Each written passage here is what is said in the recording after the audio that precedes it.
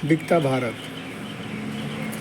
देश में कर्ज आधारित अर्थव्यवस्था चलाने की वजह से अधिकतर लोग बैंकों से लिया गया कर्ज वापस नहीं लौटा पाते, जिसकी वजह से बैंक का एनपीए लगातार बढ़ता जाता है और एक एक करके बैंक फेल हो जाते हैं। जैसे अभी कुछ समय पहले Punjab and Maharashtra corporative bank और यस बैंक जैसे बैंक फेल हो गया था। जैसे स्थिति में फिर सरकार दो या दो से अधिक बैंकों को आपस में मर्ज कर देती है। जैसे अभी कुछ साल पहले विजय और देना बैंक को बैंक ऑफ बड़ौदा को मर्ज कर दिया। भारत में बैठे बुद्धिमान अर्थशास्त्री यह समझते हैं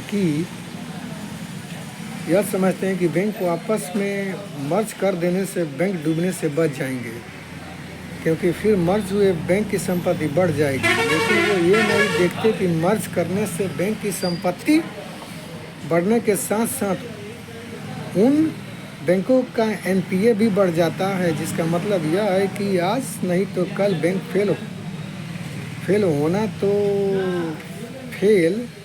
होना ही है, बिल्कुल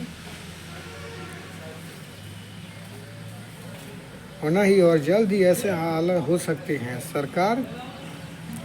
सरकार एसबीआई जैसे बैंक को भी निजी हाथों में दे दे। इस स्थिति को सुधारने के लिए सरकार नए तरीके लाती रहती है। जैसे अभी एक नई चीज़ें सामने आई है कि सरकार एक बैड बैंक का निर्माण करेगी। सरकार का कहना है कि बैड बैंक बैंकों के बढ़े हुए एनपीओ को वसूल करने का काम करेगा, लेकिन ये सभी उपाय ज़्यादा समय बार में बैड बैंक की खबर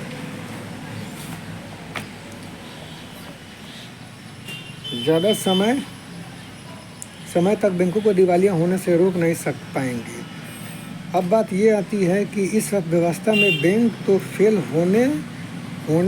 होने ही हैं, और आरबीआई का ये नियम भी है कि अगर बैंक फेल होता है तो बैंक के खाताधारक को अधिकतर 5 लाख रुपए ही मिलेंगे, भले ही उसके अकाउंट में 1 करोड़ रुपए ही क्यों ना हो। लेकिन बैंक फेल होने पर आपको 5 लाख रुपए ही मिलेंगे। ये बैंक फेल होने पर 1 लाख रुपए अदा करने का बैंक का स्टाम्प।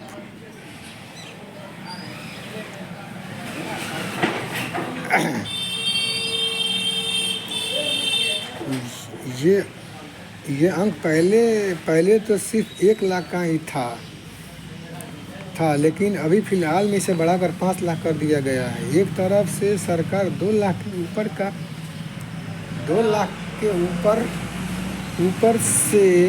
ऊपर का लेन देन कैश में नहीं करने देंगी, ऑनलाइन भुगतान को बढ़ावा देंगी और लोगों को बैंकों में ज़्यादा से ज़्यादा पैसे रखने के लिए बढ़ावा देते हैं, और दूसरी तरफ बैंक फेल होने पर पैसे देने का वायदा भी नहीं करती। ये तो देश की जनता का सरासर लूट है। बिल्कुल।